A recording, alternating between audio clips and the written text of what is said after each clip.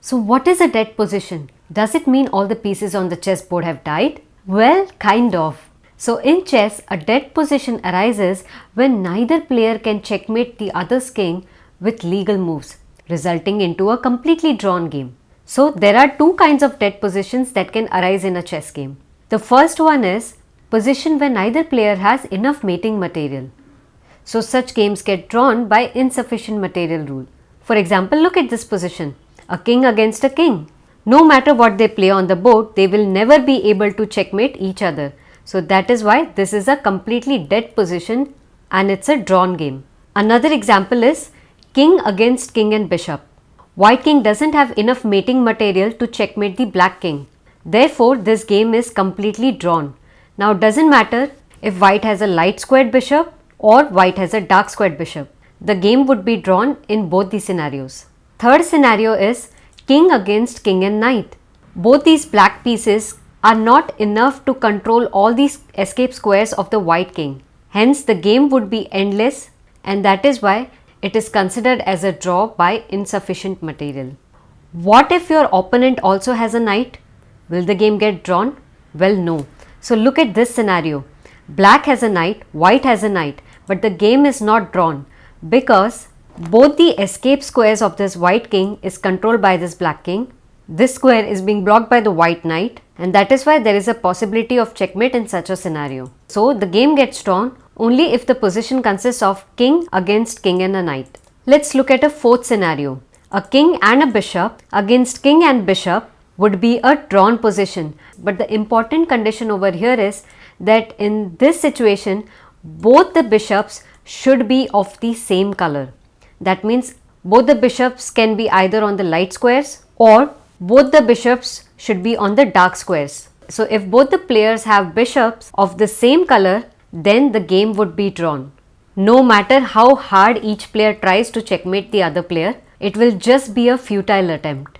But what if one player has a dark squared bishop and the other player has a light squared bishop? What will happen then?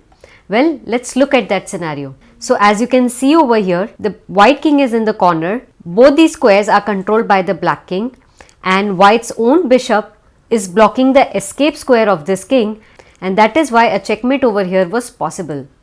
So if the players have opposite colored bishops, then a checkmate is possible, provided that one player plays very badly. So all these positions that you just looked at are dead positions because both the players do not have enough mating material. Now the second type of dead position arises in blocked positions when neither of the players is able to capture anything. For example, this situation, although white and black both have such huge army over here, but the position is completely dead. Why?